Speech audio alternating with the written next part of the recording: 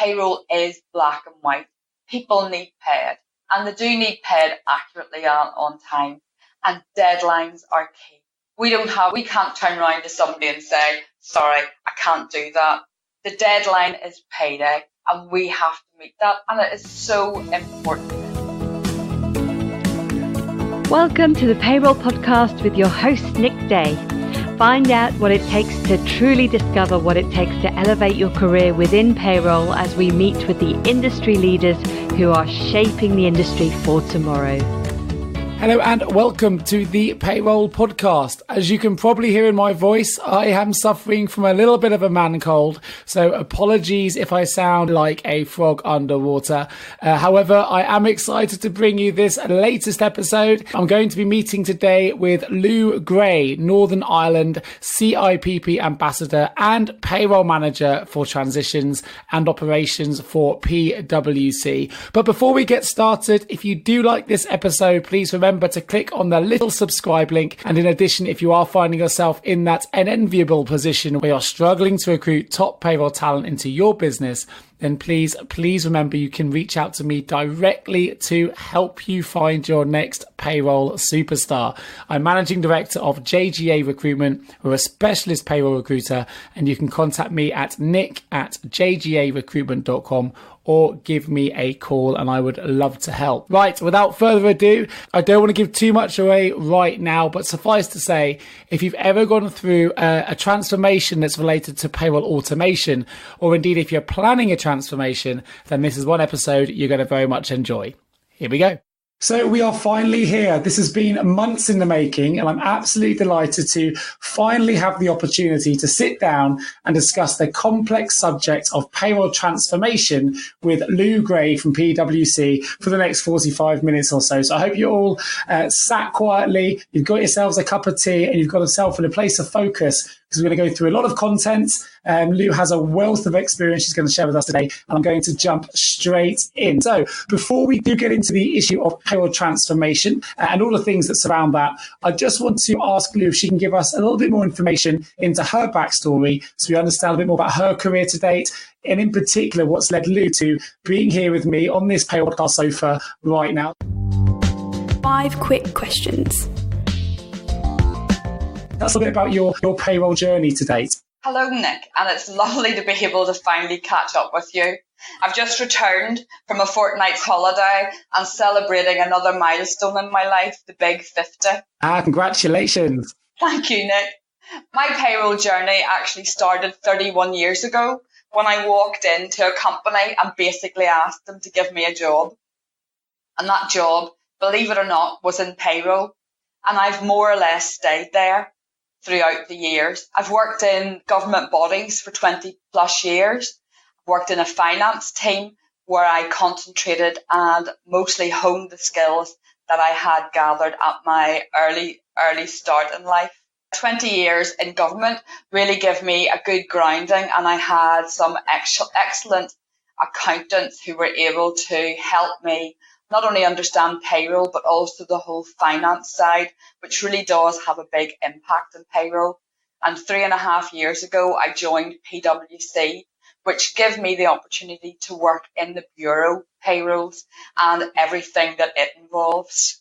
Excellent. Now, I know that Lou, you're someone who's very active on social media, a bit like myself. You are constantly posting, and you're one of the people that really does sort of raise their head above the parapet when it comes to sharing the latest information in relation to payroll legislation and obviously challenges that are facing the industry. So with that in mind, what do you see as being the biggest challenges at the moment that are facing payroll professionals?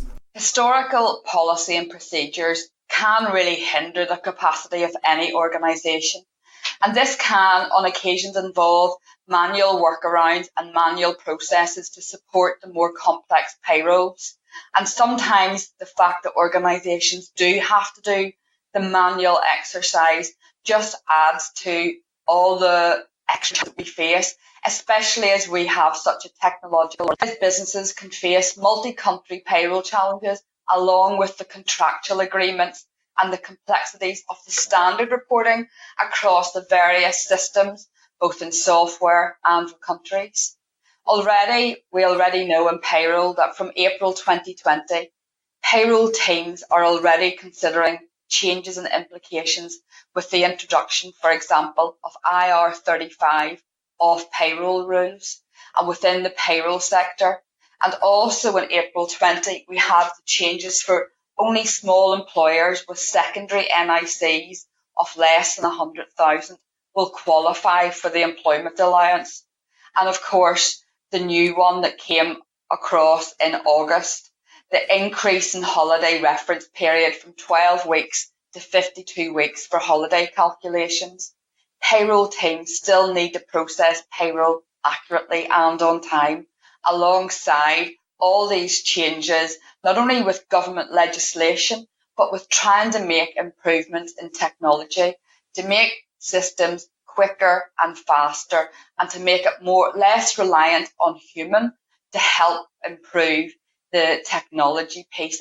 So Lou, from your perspective, what would you say are the things that someone needs to consider if they want to really successfully drive a successful transformation project within a payroll operation, especially when legislation is changing so fast? Payroll is unfortunately, by definition, a high-risk function within many organisations. And one of the big drivers to transformation is reducing the risk factor within payroll and being able to adjust with the changes in legislation and to be able to scale up or scale down whatever is required at that particular point in time. Automation of the payroll process is becoming key in the transition, the operation and the delivery of the payroll function. And this can be enhanced with the correct controls in place. For example, email notifications at key times of the payroll calendar, or ensuring that the correct security access is in place and that there is also a review period in place for the organisation and down to the very individuals. Reducing bottlenecks during annual leave and unexpected absences within a team always ensures that there's continuity of work, which is vital within a payroll team, who unfortunately we cannot change our deadlines. Payday is payday.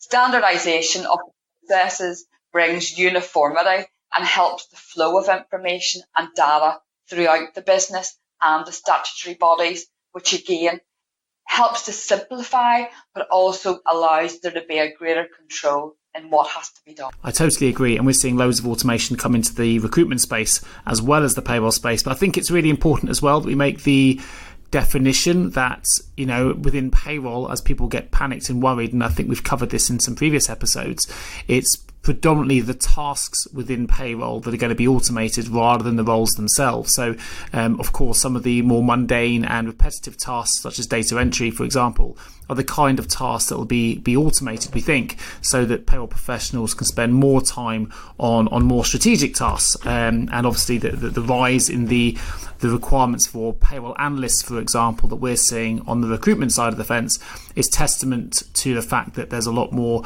data-driven automation happening within departments, and operations are therefore looking for specialist payroll data analysts to be able to interpret that data for strategic purposes. What do you think, though, Lou? Obviously, you're working for a huge global accountancy firm, one of the top 4. How important is the automation of payroll processes becoming when it comes to payroll delivery for clients? Reality is that we have so much technology and so much AI available to us, so why not take advantage of it? Ultimately, there still needs to be a human who is able to see the information that has to be fed in that automation process, and also to have a review of the information out. What you're actually looking for is not to replace a specialist, but you're looking to enhance their job, ensure that people do have the correct tax, the correct national insurance, and to be able to take into account all the various considerations whenever you're looking at one individual who needs to get paid, to use that phrase, accurately and on time, which, although it seems nowadays it should be a simpler process, but with everything that you have to consider, sometimes everything that leads up to payday is so vital and so important. And if you have more automation it means that you'll be able to process the payroll quicker. So Lou, what are the kind of things that you've started to automate within your function at PwC, and how does it look differently now to perhaps how it looked 24 months ago? You know, what kind of innovations have you brought into the function which you've seen really improve payroll efficiency, payroll delivery and payroll accuracy that have ultimately really added value to your payroll operation? Key is getting the information that you have to process in a format that you will be able to uplift that information straight into your payroll software. That way, the employer that we are working with has spent time with various teams, either within HR or within payroll, to update a template that we would supply. And that information is able to be imported into our software. Therefore, you're reducing the risks whenever there's another team involved. And that is very important, because you have to, the bottom line is rubbish in, rubbish out. And you don't want that. So you're looking to refine the template that goes out to clients and to be able to simplify it, but make it still understandable, not only for the client, but also for the team. And that is very, very important. It also makes it easier then whenever you've uploaded and imported the information into the software, that you'll be able to have processes in place to be able to make a comparison to the information provided to the information that then is displayed on the payslip. And that review process is speeded up because everything is, for example, on a spreadsheet, and that makes it simpler. Sometimes it isn't necessarily the payroll specialists that don't want to move forward with the technology on the automation. It's trying to encourage the businesses, throughout the world, that automation is important and it is key, not only just for the finance department, but in particular to the payroll department, and to get them to embrace it and not see it as, that don't help us. That information, doing it on an Excel spreadsheet isn't going to be useful whenever it can be. So communication is also a very important part of working in payroll, being able to explain the reasons why, not just say, this is how you want it done.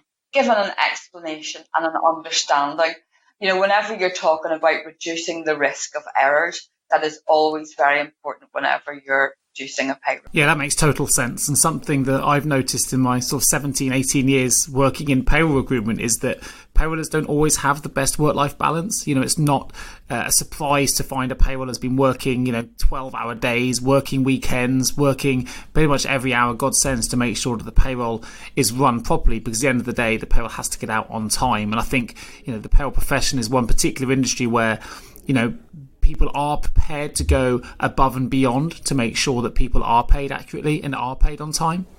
However, I think if we just re-engineer it, so to speak, one of the good things about automation is it might be something that really helps bring the hours down that people are putting in. If you are currently working till 9 o'clock every night and you're desperate to get home for the weekend because it's 9:30 on a Friday, actually automation, if it can take off some of the burden, it can take away some of the workload and the repetitive work that often takes hours to complete. And it means you get away a little bit earlier to see your family and get that work-life balance back in perspective, then it could be a really, really good thing. And it may actually, really help people fall back in love with payroll if you are finding that the hours are preventing you from doing that. So it could be seen as a really good thing in terms of work-life balance. And of course, if you are working less hours, actually human errors will be reduced because you can be a little bit more focused on the task at hand. And there's a lot of science out there that says if you're working long hours, the longer you work, the more errors you may be prone to making, because you are tired, and it is sometimes very difficult to remain focused for that many hours, week on week, month on month. So maybe automation is going to be a really positive thing in a different way for payroll professionals, because it might just give them that work-life balance back that I know from a recruitment side of things that a lot of payroll people are really looking to get that balance back in their lives. So Lou, if I was planning a payroll transformation, and perhaps it's an automation related project I'm looking to bring into my function, but either way I'm looking to undertake a large transformation project, what are the steps you put in place to make sure it runs effectively? And how do you go about creating a plan for successful transformation? What you need to do is consider statutory mandatory obligations that as an employer that you are obliged to do. You also have to be able to look at the structure of the payroll. Do you need to have the ability to scale it up at any point, or will you need to consider to scale it down as and when you require? You have to realise that as a payroll specialist, you have access to so much payroll data, and you want it to be in an easy readable format that also can be of use and at the advantage of the rest of the business. And it's educating the rest of the business what you have in front of you and what information can be pulled to be able to be usable to make business decisions now and in the long term. You also need to consider the controls. There have to be controls in place so that you're satisfied that this very precious data at the end of the day and very highly confidential, that you have everything in place to be able to comply with not only with GDPR and with government legislation, but you have to treat everybody as you would want yourself to be treated, and that is very important. Again, I come back to this is something that I know I always say this, accurate and on time. That goes back to whenever I did my CIPP qualification back in 1997. That was the one thing that we did get drummed in. And even today in 2019, it is still completely relevant. You want to look at reducing manual intervention in the payroll processes. And I know some people are shocked by that. It's not that you're looking to do away with the payroll specialist, but you do need to ensure that you have not manipulated the information in any way so that you know that the software is there doing its job, producing a net pay that is correct. So Lou, do you have a particular transformation methodology that you use when you undertake a large-scale payroll transformation, or is there a PwC methodology of choice, for example, that you're required to use? And if there is, what methodology would you recommend? And post-transformation, what's your process for measuring the success of that transformation project? Well, at the PwC in Complete Payroll, we do have documents that we follow and we ensure so that there is continuity and people can follow the process from start to finish. Because whenever a payroll is brought on to our business in the transitions team, we then run that payroll for a month or maybe 2 months, depending on the size and the importance of the client. And then we have to look at it in operations and decide where is the best person in the team to be able to operate that payroll. So the transitions team has to follow through to the operations team, and that's very much how we work. We have the same processes, we have checklists, we have review lists, and we also have a 4-eye review, which is very important. At PwC in the team, we also have the ISAE 3402, which means that every year we have an external auditor come in and review our processes and review our work to ensure that we are adhering to everything that we looked at establishing at the start of the business. I think that's fantastic. So we are shortly going to find out a little bit more about you, Lou. But before we do, I just want to ask one last question, which is basically, if I am a payroll manager and I'm listening to this podcast right now and I'm considering a transformation project, perhaps I'm considering bringing some automation into my function, what would be the 5 key things that you would recommend I considered before embarking on that project? So if you are listening to this right now, guys and girls, please do grab a pen, grab a piece of paper, and it'd be really helpful, Lou, if you could just share what you think the 5 sort of key steps would be or key considerations would be. I think you have to look at your software, the software that you're using, and looking at the functionality. Not only the functionality that you're using at the moment, but the functionality for the future. Whenever you look on social media, there are so many software companies out there, and they all provide excellent software and webinars to let you know where they're going. It's very important that the software is matching what you want to do. It's also very important that you have confidence in one, that you have confidence in good communication. So that's on the 3, communication. It is key, not only within a small team, but also within a business organisation. It's very important. The future of payroll sees so many key functions come together. You've got the payroll team, the HR, the finance, and you also have the IT team. So there's so many things to consider. Yeah, I think that's really fantastic advice, Lou. Thank you so much for sharing. So just to quickly summarise there, we've got make sure you've got a good software, make sure your software is fit for purpose. Definitely make sure you've got a fantastic team around you to support you with the transformation projects. And obviously, as a specialist payroll recruiter, that is something we can definitely help you with if you do need some additional resource to make that happen. Communication, of course, as well, absolutely key to any successful project. So thank you very much for sharing that with us, Lou. I think it's been really, really helpful for those listening. And I hope you had an opportunity, listeners, to take some notes. Right, so in a moment, we're going to find out a little bit more about Lou and what makes her tick. But before we do, we're going to quickly pivot to a very quick advert. So we'll be back to find out more about Lou in just a moment. This is just a quick advert to let you know that if you haven't heard the latest payroll song that's doing the rounds and was played recently at the CIPP conference, then you don't want to miss it. It's called My Payroll Career. It's available now on iTunes and Amazon Play, YouTube and other sources as well. If you love payroll like we do, then go check it out.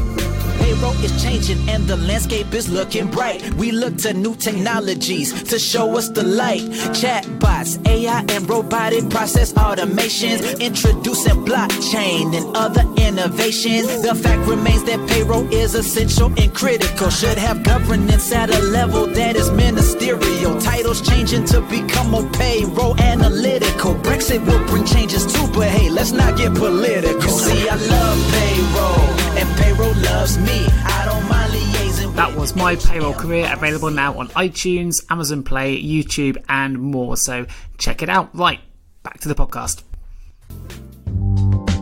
Time to find out more about you.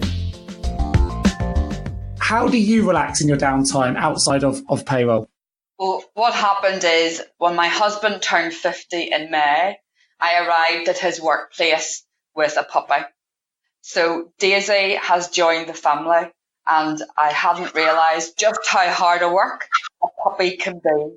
I had forgotten what it's like. So my life revolves around now Daisy, who is 6 months old, and making sure that she is happy and content. Oh, good for you. Also, a few weeks ago, my eldest daughter, Jessica, who's 25, announced that she was getting married.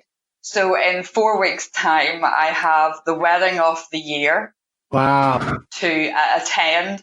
I've been organising, and I do have my very own bridezilla. I think it's fantastic. So what a celebratory year then. You've got new puppies, you've just celebrated a monumental birthday, and now you've got the wedding of the year to come. Fantastic. It's going to be a good, memorable year for you. I know. What a way to go. So who are the 2 people who have been most influential to you in your career? I think looking back on my career, whenever I worked at Ardborough Council, I had a finance director called Dave Clark, and he was very much into the detail and only coming to him with a problem when I have a solution. Now, the number of times I would have stomped out of his office or gone for a walk fuming because I had to think of a solution and cursing him that he made me think this way.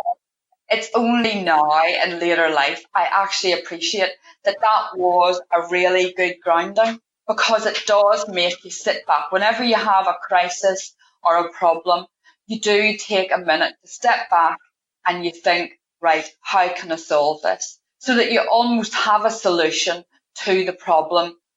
And that makes a huge difference. Huge difference. Whenever I joined PwC, I also had Chris and Celeste, and they're the senior manager and engagement leader.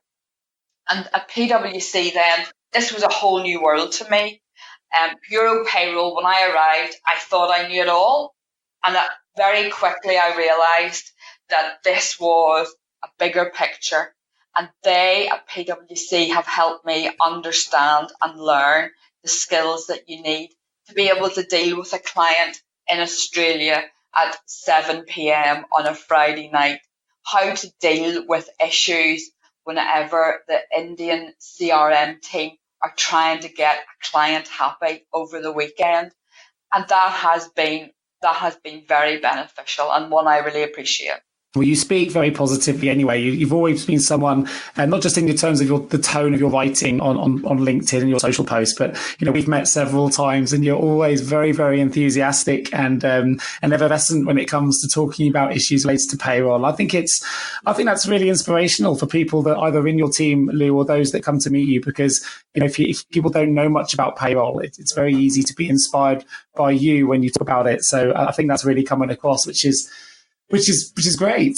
And from your perspective, are there any sort of key resources that have really helped you on your payroll journey? I think the CIPP are somebody who I completely believe in. From getting my foundation degree, 20 plus years ago, even now, I think it's so important, the membership of a chartered institute. The reason behind it is I am a strong believer that we have to raise the profile of payroll. To me, that is where payroll has to be on an equal playing field with our tax and audit colleagues. Because genuinely, without payroll, a business will not survive because nobody will be there to pay the tax or the audit teams.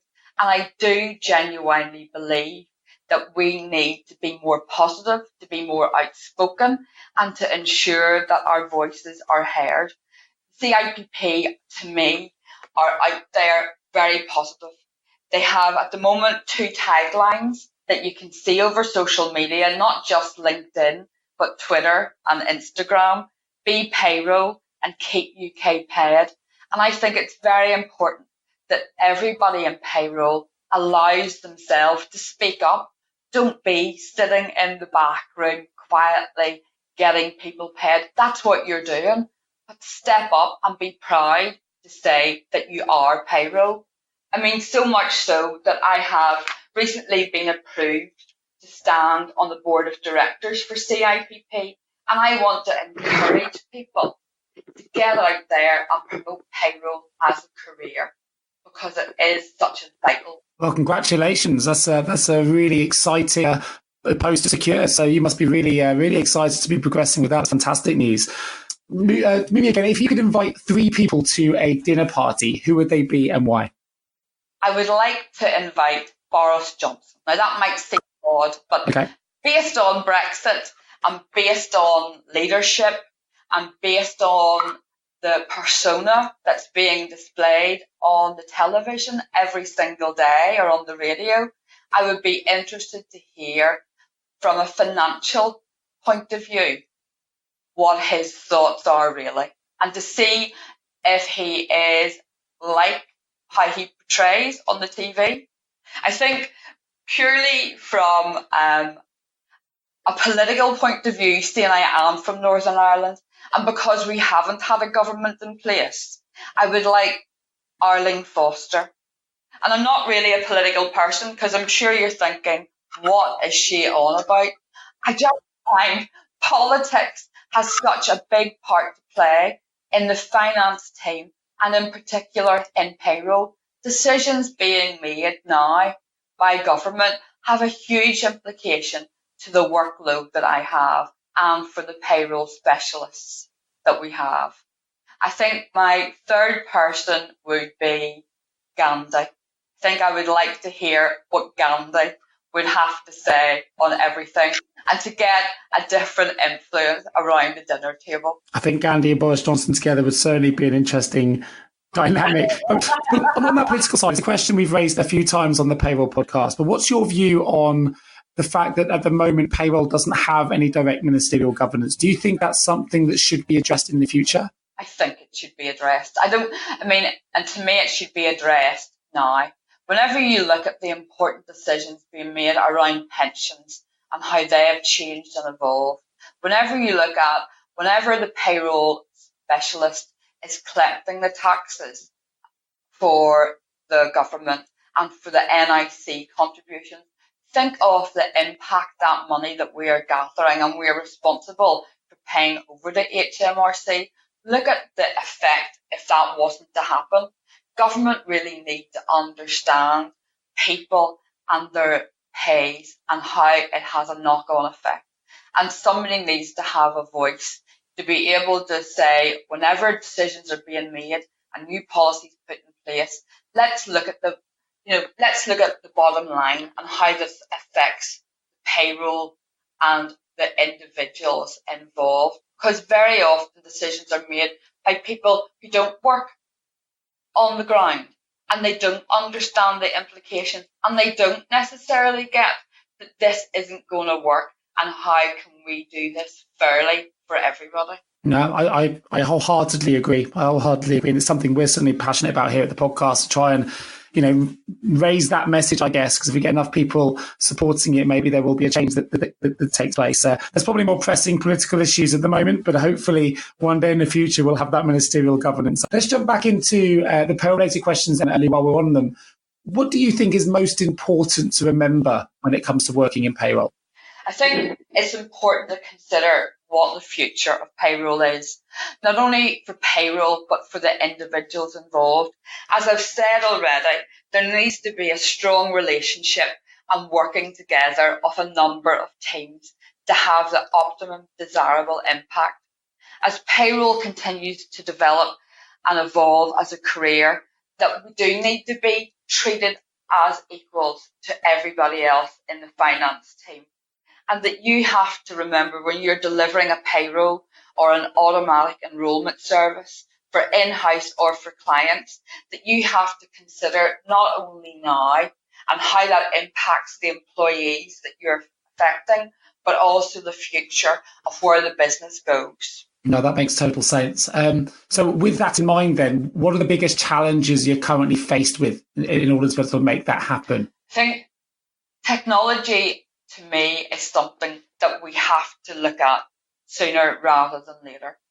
I do really believe in that. Whenever I look at PwC, whenever I go onto LinkedIn and I see some of the teams and the work that they're involved in, whenever I'm reading what they're doing, I'm thinking, how can I do that in payroll and what can we do to improve the service for our clients that will also help our employees within the team, because we want to be able to enable the people on the team to develop, and sometimes the software is required to do that.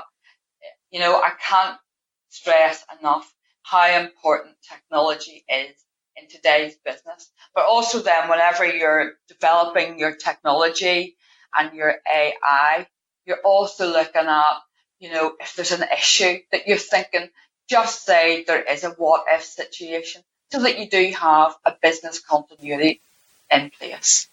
Fantastic. Listen, we're going to jump into a quick advert, but stay tuned, because when we come back, we're going to find out all about what qualities it is that Lou thinks are really valuable in terms of making up a great payroll leader. And also we're going to find out more about what payroll really means to Lou. So stay tuned.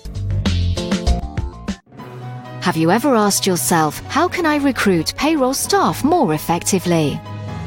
Have you ever wondered, why is it so hard to find great payroll talent? Well, please don't give up on your recruitment project just yet. Here at JGA Payroll Recruitment, we understand the difficulties associated with recruiting top payroll talent. We also know just how costly a poor payroll hire can be. So, when you next need to recruit within your payroll team, why not partner with JGA Payroll Recruitment? We are an award-winning payroll recruitment agency with unrivaled access to payroll professionals UK-wide. JGA Payroll Recruitment, hiring better talent faster. Contact us today on 01727 800 377 or visit jgarecruitment.com to find out more. 5 technical questions. Okay, so Lou, let's jump back in. What qualities do you think make for a great payroll leader? I think key is good communication skills, being able to communicate clearly with everybody, from the person just starting to the most senior of people. Communication is key. Also, I think you need to understand technology and where the business is going. I think also social media is important for there to be understanding, to be able to share and to shout out to people, so that if you don't know something or you don't understand, you do have a good network of people around you to be able to help, to be able to glean more information, and who might be able to point you into the right direction for the latest article that you'll be able to help yourself with. Fantastic, fantastic. So, what's one common myth you often come across in payroll? And whatever that myth might be, are you able to debunk it right here, right now on the Payroll Podcast? Yeah, I think it's payroll favourite one. You just press your payroll, just press a button and the payroll is done. And I think even whenever I talk to my dad, who's in his 70s, he sometimes actually believes that somebody is just on his payday for his pension is literally sitting at a computer waiting to press the button, put that money into his bank account.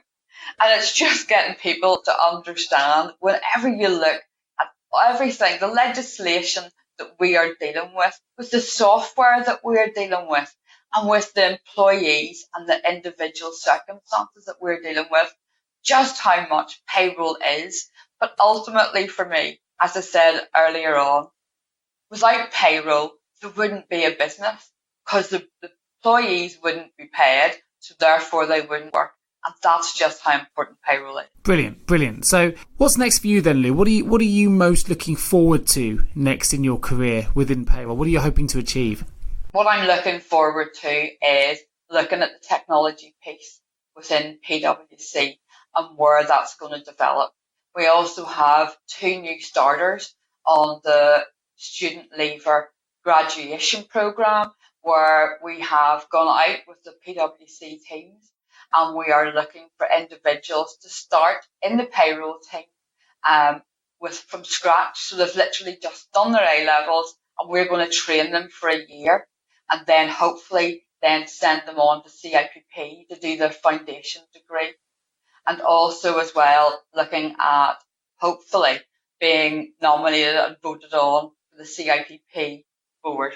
Well, I wish you the best of luck with the voting, that's for sure, Lou. I'm sure anyone listening to this podcast or anyone that knows you through social media will already be able to testify to your passion and your knowledge for the sector. So I wish you the best of luck with that process. And, actually, just before we jump into the vault, I'd like to ask one final question. It may be evident already for those listening to this, but what I'd like to know is, what is it you really love about payroll? Payroll to me is, I love payroll. And for a couple of years, I did try to move into HR, but HR I decided was too grey, whereas payroll is black and white. People need paid, and they do need paid accurately and on time, and deadlines are key. We can't turn around to somebody and say, sorry, I can't do that. The deadline is payday, and we have to meet that, and it is so important, not only to us as a team, but if you think of as an employee, you are living for payday, and that's what you are doing. Yeah, fantastic. How brilliantly put. Well, we're going to open the vault. Entering the vault. What is one piece of advice you would give to someone working in payroll right now? Educate yourself. There's so much out there on social media that you can read up on and you can learn, so that it's not just, sometimes whenever you're taught something, it doesn't mean anything. But if you go and read up on it and you practice it, I mean, that's one thing that the team do. Every single payroll that's processed, they do a manual calculation. So it's actually understanding the job that you're doing. Fantastic. If you had the power of foresight and could change the entire payroll industry with one action or improvement, what would that action or improvement be? I think it would be to elevate the status of payroll, and not just to think of it as an add-on that isn't really important to a business, but to treat it that it is actually important, and to have given it that from the start, so that we were on boards of directors within businesses, so that government could see how important. Fantastic. In hindsight, what's the one thing you know now that you wish you had known when you first began your payroll career? That I do have confidence, and it's okay to believe in yourself. And whenever you feel passionately about something, to step out from the side and have your voice heard, so that you can make changes and you can make people think about things. Fantastic. Many people believe that working in payroll is just too challenging. It's too much to handle. You're dealing with people unhappy because maybe there's an error in their pay. You've got to handle changes in legislation at a rapid pace. Why do you think that's an external perception? And for you, what's the reality? I think to change that perception is going to take many, many years until payroll are taken seriously and are credible against other colleagues. It's going to be hard to change an employee's perception, because ultimately somebody's pay is very personal to them. So if it isn't right, or if they think that they've overpaid tax, even if should it be by a penny, they're going to take it personally, and it won't matter what you say. It's trying to get them to understand that.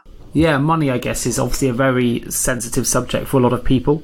You're going to have some very emotionally charged people potentially calling you if they don't feel that something is quite right on their payslip. So that's why, in the current market, when it comes to payroll professionals, they really do need to be excellent listeners. They need to have excellent communication skills, and most importantly, they need to be able to show empathy. And I think sometimes people forget that. We get so ingrained in payroll people being able to process payroll that actually it's very easy to forget some of the other softer skills, the other qualities that really make up a fantastic payroll professional. So really, really well put there, Lou, and I think it's really good to bring that to attention as well, for sure. Yeah, because you can have the nicest, loveliest person who everybody in a business thinks is just fantastic. And ultimately, if you get their pay wrong, you can see a different side to that person. And then that leaves you that you're dealing with somebody that you thought was one thing, but actually it isn't. And it's being able to adapt, to be able to help and understand and be able to put the point across without upsetting anything further. Sure. So last question, Lou, before we close the podcast. It's been an absolutely fantastic conversation. Thank you so much for giving us such amazing content today. But last question, what's the most common reason for businesses failing when it comes to providing a robust payroll service? I think a lot of businesses fail due to poor communication and assuming that people know and understand for themselves. HMRC very much have the attitude that you do have to understand it and educate yourself. But unfortunately, that isn't the reality, because as professionals, when we're looking at what we have to understand and we're dealing with it day in, day out, the individuals aren't going to find it any better or any easier. And I think employers need to be able to be in the position to communicate information so that the employee has a better understanding and knowledge. Absolutely. Now, of course, if you are listening to this podcast and you are interested in some of the payroll services that PwC and Lou provide, you can, of course, find out a lot more about the PwC payroll delivery offering by going to pwc.co.uk.